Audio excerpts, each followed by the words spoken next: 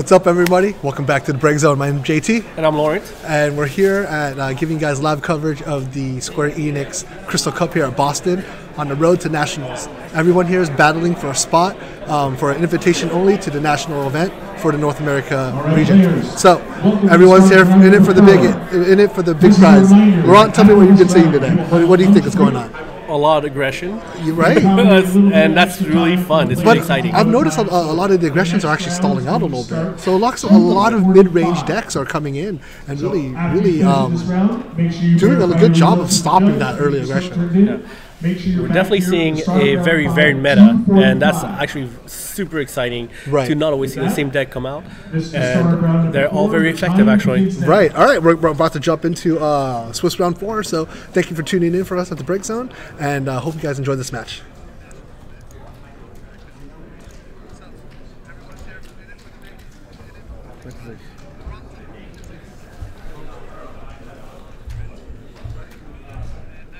All right, everybody. Here we have on our left side Matthew Okimoto and Anthony Figueroa. Both of these players are the top-ranked players right now as it stands here before the start of round 4. So you guys are seeing the feature table on the both players here are undefeated. So it's great to see the table with the top players right now. Matthew Okimoto is one of the popular players from California. He runs the Meta Poster Circuit, and just all around California boy. So us being from California, we have a little bit of a bias. We're cheering for him a little bit here. Cheering, but not really biased. And looks like Anthony chose to go first. He's going to go ahead and play that. He's going to pitch that 7-drop Odin for a summoner. And looks like Okimoto is going to go ahead and pitch a Renoa. Pitch a Renoa for a 2-drop backup here. Is that Scully he was looking for earlier? I believe so. All right. Another efficient play here on Anthony's end. He's going to go ahead and dole that 1-drop summoner, play another 1-drop summoner, ending his turn. So, do you think that Mono Lightning has a good matchup against what is Ice Earth? I don't know yet, because Mono Lightning is always a strong play. You're always going to get consistency. You're always going to get that tempo. But, Ice Earth has a lot of ways to deal with the things about that Lightning has, like being overly aggressive, not being able to utilize a lot of those things that, Mono Lightning is known to do just by continually attacking or, just having a lot of more efficiency. So we'll see what's going on here. We're going to go play right into pitching a Hecaton Tier to play into a Monk. Okimoto sitting here with what looks to be 4 cards with 3 backups out. Anthony's going to go ahead and play with a cast on, by the way. He's going to go and pitch a Red Mage into another Red Mage and continuing his backup build. Both of these players are playing very conservatively. Not pitching a lot of cards to play into these backup line here. Anthony with a little bit of an edge here because he has 2 of the 1-drop backups, so he's only had to pitch 1 less few cards. So Okimoto's going to go ahead and drop a Duke Larg here. He's got 4 backups here. He should be able to play almost everything in his deck.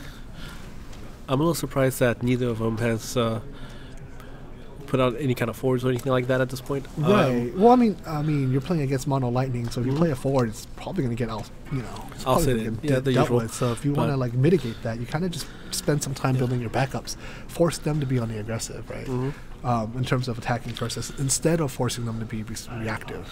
I'm also wondering why. I mean, maybe Anthony played out the Red Mage by pitching a Red Mage because he had too many cards in hand, but otherwise I would have normally played it with the Summoners. He's pitching an Amon here to play an Alua, and we've seen this card before. Gonna go and swing into an Orphan. Wow. That Alua just... Yikes. She got a good card out of there. Yeah. And we've seen this card before. I'll go ahead and bring it up for a lot of our viewers who haven't seen this card yet. I mean, at this point, both players are sitting very comfortably with either 3 or 4 backups. Okimoto has 4 backups. He's able to do... He has many options, and he has a handful of cards. That Alua is really going to be hard on ice in terms of tempo. It's just going to shrug off the first time Shivas. So you want to fight her either with a blanket, either ability or summon, just like Exodus, Shantoto. Right. But otherwise, you want to fight and get her in combat. Yeah. And if Okimoto is able to hopefully get some of his more powerful forwards out, he might be able to pull it off. Right. Looks like, he's going to go ahead and pitch that. Oh, I'm going to play right into a Setzer here. Is he going to go ahead and grab a Castalian Sid, which is a good play. He can play the Castalian Sid and replenish his hand with yet another Final Fantasy VI forward. Or character, right? Character. Looks like that's exactly what he's going to go do. He's going to go ahead and pitch a card. Let's see what he pitches. That Genesis. He's going to go ahead and grab. Let's see what he's going to grab here now. He's going to go ahead and grab into a Terra. Terra definitely is a good option for countering aggression. Right now, I don't think it's that great because she does have to target 2 dull forwards in order to pull off her enter the field ability. Alua is just going to shrug off that first time. She is so sticky, just overall very, very good card at just a 3-drop. It's just, so much value here. I think Setzer's also out here so that he can block Ilua and while doing so, like, get rid of that threat. Right. You just have to deal with her by combat. Correct. So let's see what Anthony's going to do. If Anthony starts targeting the Setzer and tries to be able to get some damage in.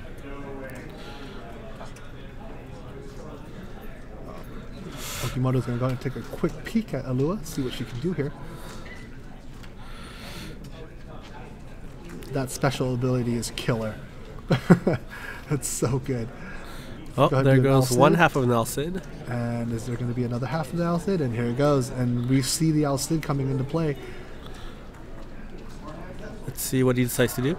He's going to go ahead and dull freeze the Onion Knight. He's going to swing with the Alua. Is there going to... Nope. No EX burst there to help him out. And the second point of damage on the board. Yep. That's okay. It's not time to panic yet. Anthony is playing very, very well. He's only got 4 cards in a break zone. He's playing very, very efficiently. Holding on to his cards, very calculated moves. He's got firm control of the board right now. Though he is losing on the backup end of things. Eventually, it's going to come back and bite him if they get into the mid game. But the way that it's piloting right now, I'm not quite sure this is going to get too far into the mid game before Okimoto's going to have to do some type of something. Looks like we have a judge question here on Alua.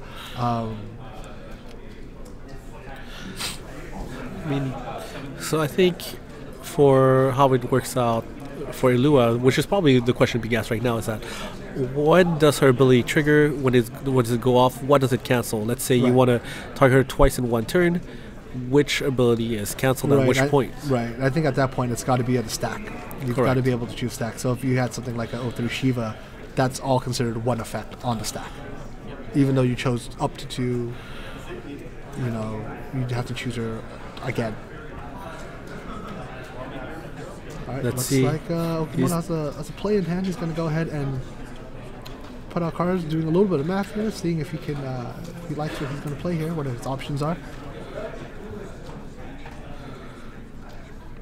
He's got a lot of cards in his hand. Definitely pretty scary, though. You're staring down 3 forwards, and your board. They're not big. There's no Anthem on Anthony's end, and there's no unless Alcid breaks. There's no option that Alcid. Oh, wow! Then you have a wall. So yeah, he uses the wall's ability to, when entering the attack phase, to deal 3,000 damage to a dull forward, which gets negated by Lua. Follows that up with a Terra special. Terra special. To get rid of Ilua and the Onion Knight. Exactly.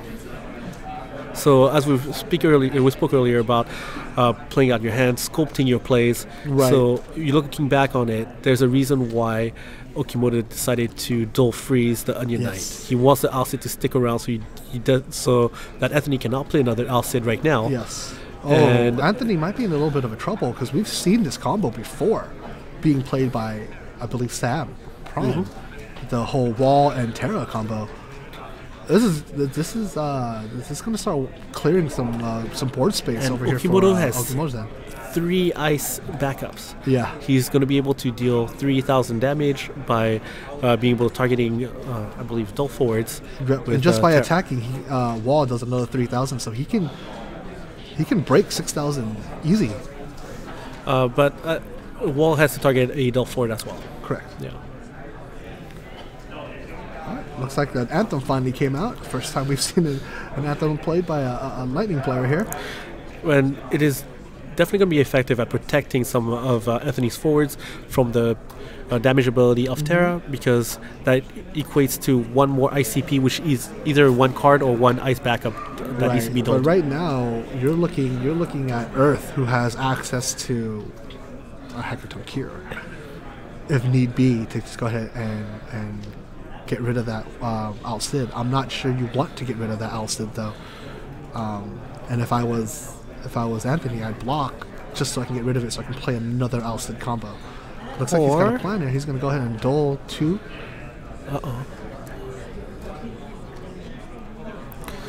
Let's see what he decides to do with that. I mean, you can't run scared from Alcid. I mean, as much as you don't really want to break him, you just got to go into it. Yeah. He's going to pitch a Seymour. He's going to play, and go, oh, wow, okay. Well, he's going to name a number. Which is probably 4. Yep. And let's see if Okimoto has an answer. Doesn't look like he's going to have an answer here. Unless he's running a Carbuncle. I don't think that's going to... No, Carbuncle will help, but Titan would.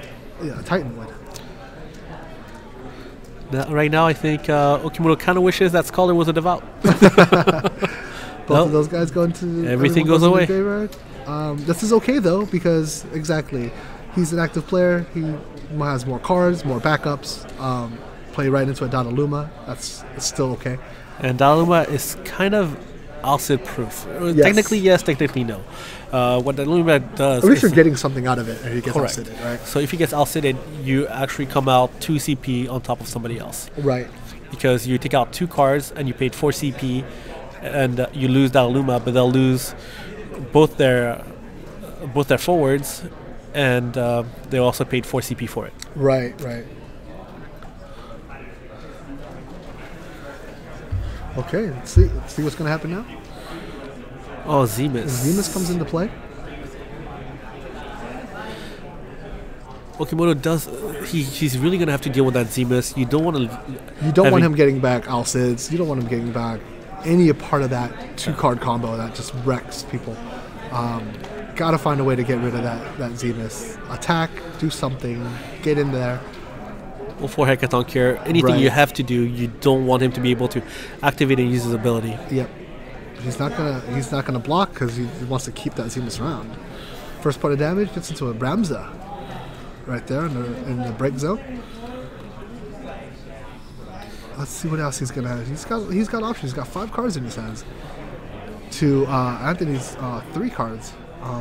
If he stays more efficient, he can edge out in the mid game. I mean, this is really interesting because right now I think they both have a handful of cards. They're both playing very carefully and methodically. Yes, everybody's playing very methodically here. A lot of thought process going into each of these plays right here. I mean, sometimes some players might say that you might want to keep a deck if you expect to attend a 2-day event. You want a deck that you can pilot without thinking too hard. But at this high-level competitive play, you might not have the choice. He's going to go ahead and let's take a look at that card. We've seen that card a couple of times now. Glacia Lobbyist. Some people call it Doom Train, but it actually has a separate name. Doom Train. Doom Train sounds cool. Play right into a Celeste there. He's going to go ahead and freeze the Zemus. Good play.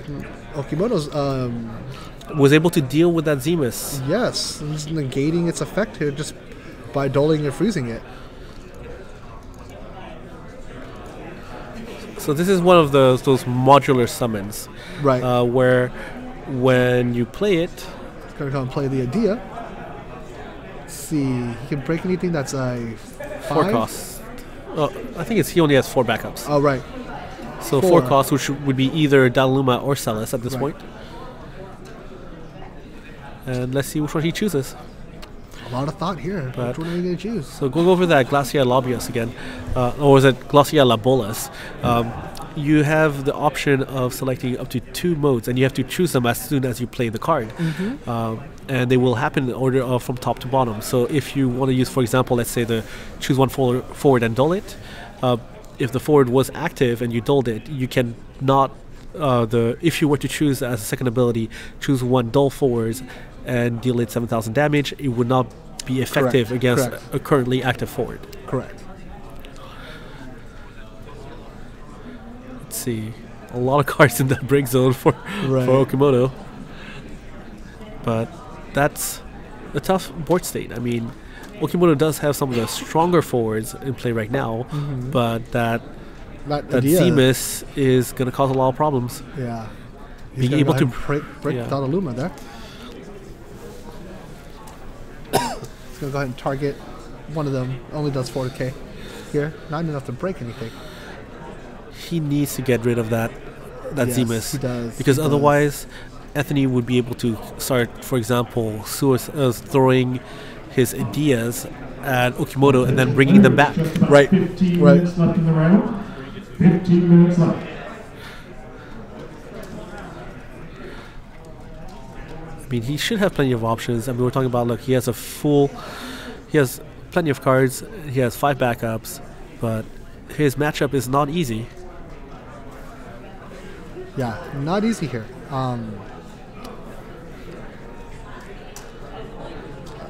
Oh, It looks like he has and- player run. well, that's a lot of CP. He's Is he going for the? going to try to break. like I'm not he's- sure what line of play he's gonna have here. I mean, there's always a possibility of a Shantoto or something like that. Then you would start suiciding. Yeah. Let's see. He does run it, so that is a possibility. Well, he's going to play the lock. Force Anthony to discard a card. I'm going to discard that Nashu. Doesn't really need it. Then I think Okimoto is in a okay state here. He doesn't want that Zemus out, and it would be amazing if a Dark Emperor came out somewhere. He's gonna swing with the Celis. Anthony's gonna take a look at his break zone. Let's see if he can afford to take another card off the top.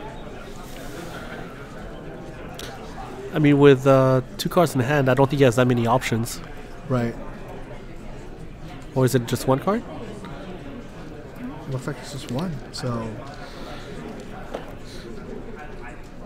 Just kind of waiting it out. what would you do here? Well, I'll start off by taking the point of damage because He's well, gonna actually, block. Well, knowing Oh, that he no, has a no, Zemus, that's a fine. yes, correct. So But okay, so Celis is gonna be able to trigger her 4,000. and here we go. Boom. What the heck is on here? Yeah. Just gonna go ahead and sacrifice. Oh, that's a good play right there. You gotta get rid of that Zemus before it comes back. And there you go. Yep, With he's got 2 cards in his hand. To Anthony's now 3. Anthony just drew into yet another backup, Lulu, and he discarded a Nashu, and he has a. Hildebrand. Yep, he has. But he also has a Hildebrand in his Lua. hand. So let's see what he's gonna do here. I think he's gonna play that Hildebrand. Oh, Kind of have to. Lua. No, he's gonna play the Lua. And Pitch the Hildebrand as and well. Hildy.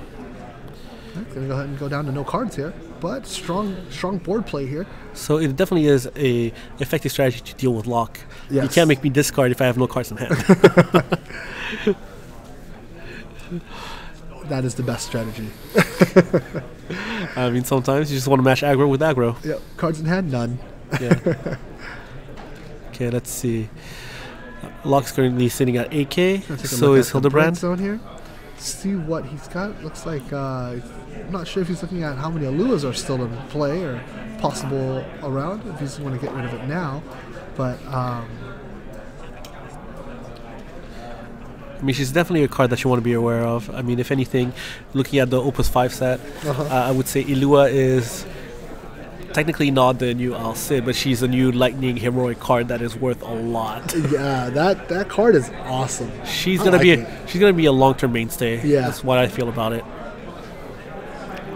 And a lot of people think it's because of her first ability, her second ability, which is great. I like the fact that she has haste. I like all. Well, I mean, The whole card. The whole card. Yeah, her special is really, really literally, good too. you're going to tell me that this 3-drop is going to lose 1,000 power in comparison to Beyond Curve, but it's Right. going to have all those abilities on it. Like, Right. I'll take Oh, it. I think he's gonna go ahead wall up the lock here, make it stronger or brave. Looks Brave like and it's stronger, both. Oh I yeah, think. both. And there's a lot of Lulus going on here. And Okimoto here, and just go ahead and ties it up at 2-piece. I wouldn't want to look at that board state either with the wall. Which one? and I the wouldn't lock. want to look at either one. Both of them are brutal. But at least with the wall and lock, you can threat the hand Every turn. every turn. You make it Yeah. brave and strong and bigger. So you can what- threat the hand. One thing about this specific card game, Final Fantasy trading card game, is that it's meant to be a fairly fast-paced, offensive, stabilizing, and everything. But when you're on defense, there's no party block. There's only Right. party attack. Oh, So- the Dark Knight. Wow. Okay, one of these cards that that are another one of these trigger cards. So the Dark Knight is one of those other trap cards that we spoke about earlier with Grenade and Buckaboo. But Dark Knight is actually a very effective card to prevent your opponent from playing 4s are mostly used, which are minimum cost of 2 and 4. Right. So playing it out, he's trying to stall out his opponent from being able to build out a board. Yep. And when you already have 5 backups, then your only other options really are what? Monsters, forwards, and summons. Right. And he's going to do the same thing. I think he's going to just keep threading with that lock, and it's getting some damage in right here, and I like that. I think that's when you have the wall. That's what makes wall so good. It's going to keep that threat up. Actually, I wouldn't even attack here unless he has something to protect it. He could pump it with a monk. He could pump it with a monk. Oh, And I think- and gets another point, and then I'll sit on top of that. I believe So- that might be all of them. On Anthony's end. I think that might be. You're correct. But so that's one of the things that we speak about it once in a while. Having just the threat of Yes, something, just the threat of something is which is enough. Yeah. So some people call it like the Shiva O3 Shiva or Yeah. Mateus bluff or Hecaton Care bluff, Yeah. whichever one you think. You make your opponent think that, hey, I have that card, and you may have it. You may, And or you may sometime- not. And if they stall you a turn or they buys you a turn, you may eventually just draw it. So sometimes you're able to kind of inch out a couple points of damage, and we do know that like early on, like a few points is okay, but the last few are the hardest ones to get. Yeah. And Looks like Sometimes- Matthew's doing some math here. I think he's gonna try to get around that Black Knight. I hope he hasn't forgotten that it's there. is he gonna pitch that? It looks like he's pitching a 1-drop Mateus, and he's going to pitch the. Wow. Oh, get the Scholar. Yep. He's gonna crack the Scholar. And play the Renoa, get the Renoa. Yep. Okay. Wow. Okay, so he baits the Dark Knight. It breaks. He plays something else. Gets the Renoa in that he wanted to get in by after cracking the Scholar to get it back, and plays the Renoa. Wow. See, a 2-drop monster makes you play around it so heavily. Ilua and Black Knight are going to be definitely problematic. Yeah. And But- Ball Lightning was a strong enough deck as it was, and with Opus Right. 5 became even stronger with Right. even more options. Right. And so we're now getting at the point where Anthony doesn't have as much life as Okimoto has forwards. This is when Renoa shines. You're just going to keep threading with Renoa, especially with Wall. You're going to make it so that she's larger, or if you want her to break, whatever it may be, you're going to keep threat up with Renoa because she's going to be 3 points of damage right now. You don't want to block and kill her and then get the rest of the guys to come in and punch you in the face. So Let me think. So technically speaking, on his turn, he can pulls. use the wall Yep. to give her plus 2,000 power, Uh huh. go through, then have the lock. Well, Actually, you do want her to break. You do want her to break. Yeah. So let's take a look at. Oh, and there goes he's another gonna idea. break that wall. Wall breaker. That's a good play.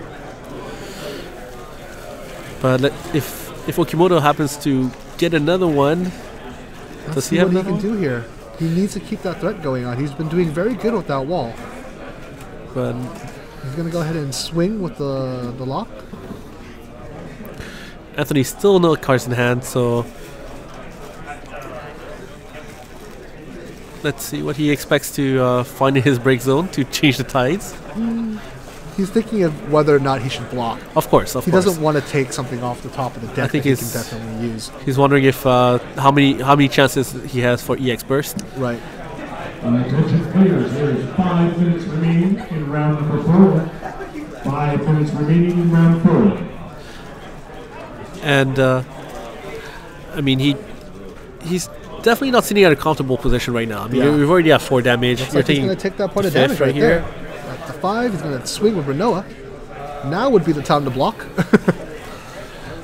Well, as there's nothing to stop, you want to just break her now for no effect. Actually, but neither the monk is there. No, neither forwards would be large enough.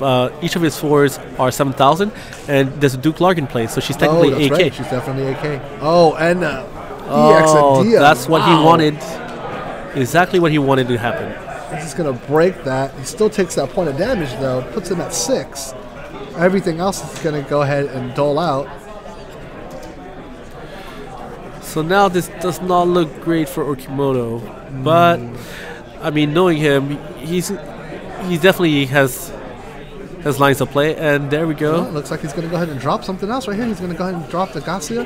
He's going to go ahead and looks like he's freezing one And and killing the other, killing the other. and passing the turn. Oh, that's actually a pretty good move right there.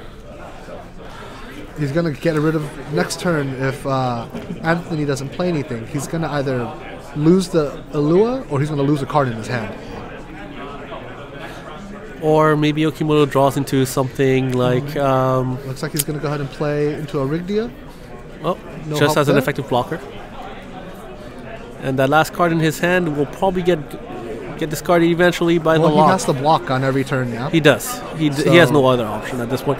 But he could block with the Illua, for example, if he really wanted to. And Okimoto, rightfully so, start swinging. He's going to go ahead. Oh, unblockable. Oh, And that's unblockable. it. And that's game with the lock unblockable because he is a thief, and that's what thieves do. They just go right on in and take a point of life from you. Wow, talk to me a little bit about that match. That match was actually a very tight, methodical, thought-out game. Each player wanted to come out on top, and man, I thought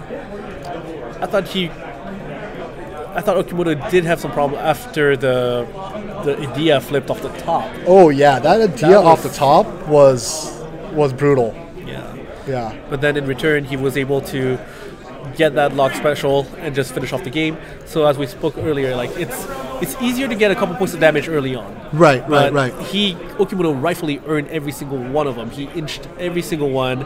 He attacked only when he could effectively do it. Yep. And this was not an easy match. It was not an easy match. Both players were playing very, very methodically. It went a lot of back and forth. I don't think there was a misplay in that whole match. Oh, no. I think both players were trying to go for the end game, and they're just trying to maneuver around. I like the bait of the Black Knight. I actually really like the play of the Black Knight. Yeah. Excuse me. And the baiting of the Black Knight into a Scholar to get back something to play that what you really wanted. Yeah. But on top of that, that EX burst on the idea, I thought that was going to throw a wrench in Okimoto's plan.